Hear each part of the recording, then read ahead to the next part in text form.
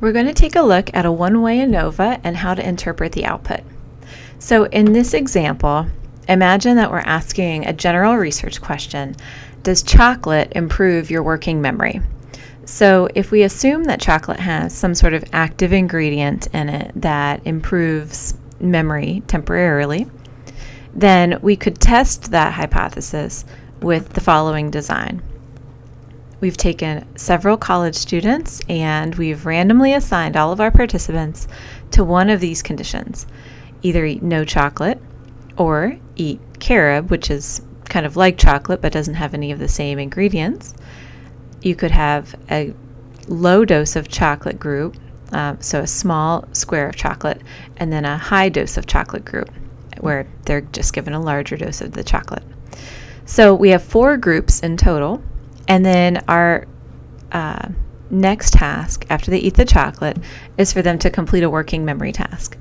So this task is scored so that high scores mean a person did a better job on the memory task, and low scores mean that they didn't perform as well or didn't remember as many things. So starting with a null hypothesis, our working assumption would be that memory scores would be roughly equivalent across the 4 conditions, that it wouldn't vary. Our alternative hypothesis, or what we expect to see, is a little bit longer because we have more categories than we have had in the past.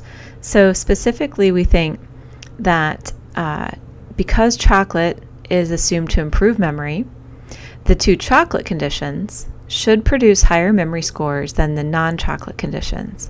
And additionally, if chocolate helps, then more chocolate might help even more. So we would expect a high dose of chocolate to produce a higher memory score compared to a low dose of chocolate. So the reason why a one-way ANOVA is appropriate for this is because we have an independent set of participants. Each person is in one group and not in more than one. And we're comparing more than 2 categories, so a t-test wouldn't work for us. All right, so let's pull up this data.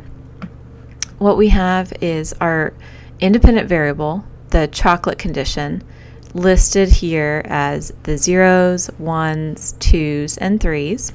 So that just tells us which condition the participant was in.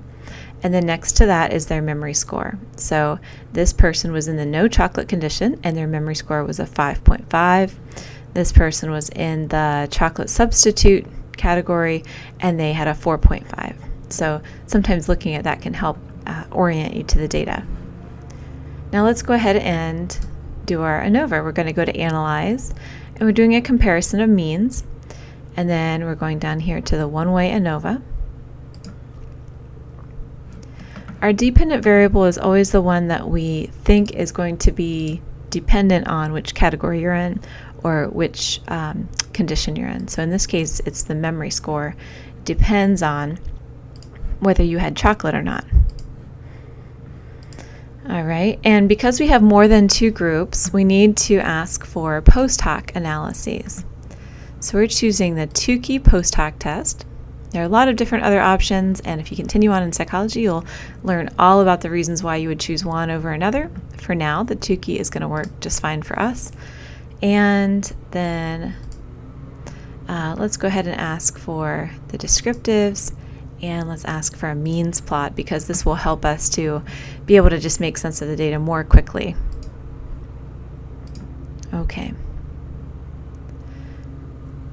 Here comes my output. The first thing I'll see is the descriptives, and what I see here is that the mean scores for working memory are around 5 for no chocolate, 4.85 for the chocolate substitute, 5.3 for the low dose of chocolate, and 6.25 in the high dose.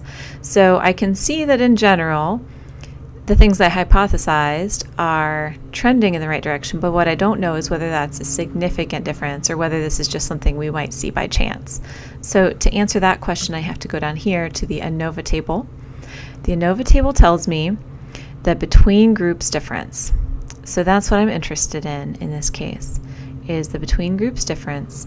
And what I see is an F value, which tells me the magnitude of the difference, is 4.93, and the significance level, which is really kind of the marker that I'm looking at, is telling me that If that number was higher than 0.05, I wouldn't be able to make any claims that this is something any more than a chance difference.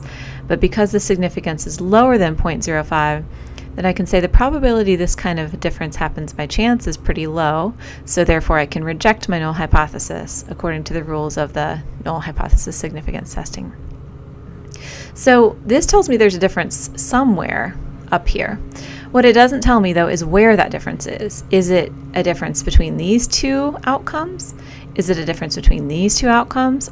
Is every one of these significantly different from each other? I can't actually answer that question just by looking at my ANOVA table, which is why I asked for the post hoc tests. So I'm going to scroll down and look here at the multiple comparisons table, which is my post hoc Tukey test. You can see here which kind of test I asked for, which is a Tukey. And similar to correlation tables, we have every possible combination listed here so that you can see it in every way that you might slice it up. So I just simply have to follow across to know which comparison I'm making. The first comparison is no chocolate different from the chocolate substitute? We didn't actually hypothesize there would be a difference here, and it turns out there is not. Also, then we can compare no chocolate with a low dose of chocolate. And surprisingly, there's not a difference here as well, because this significance or probability value is not below 0.05. And then we compare the no chocolate to the high dose of chocolate, we can see that there we do have a significant difference. So when someone eats an entire bar of chocolate, their working memory score is significantly higher than someone who had no chocolate. So we have one area where the significance shows us a contrast. Now let's go down and see the one that we didn't look at yet. So now comparing the no chocolate substitute, we have to compare it to the low dose of chocolate. It was not significant. And then we have to compare it to the high dose of chocolate. It is significant. So now we're starting to see a consistent story where a whole chocolate bar produces better working memory than nothing, or a placebo, or a chocolate substitute. Okay, now the last one that we haven't looked at yet is the high dose of chocolate versus the low dose of chocolate. And what we see here is that it's not significant. So it seems that the low dose of chocolate is somewhere in between a high dose and no chocolate, so we don't see a significant difference. Notice there's a lot of redundant information in here. For example, this 0.120, this comparison is also listed up here in kind of inverted order. All right, now I'm going to look at the means plot, which just helps me to be able to visualize all that information together. The high dose of chocolate has the highest memory score compared to these lower areas here. Remember, both of these were significant differences, but low dose of chocolate was not significantly different from high dose or from the carob or no chocolate groups. So this helps us to sort of visually understand what it is that we're going to write up, which is that the high dose of chocolate was superior to both of the no chocolate conditions. It didn't significantly differ from the low dose of chocolate. And similarly, the low dose of chocolate did not significantly differ from the two no chocolate conditions as well. Remember, when you report this, that you'll want to put the p-values, the probability values, for every one of those pairwise of those comparisons that the Tukey post hoc test involves. And those are all listed up here. So each of these claims would then need to have the significance level associated with it.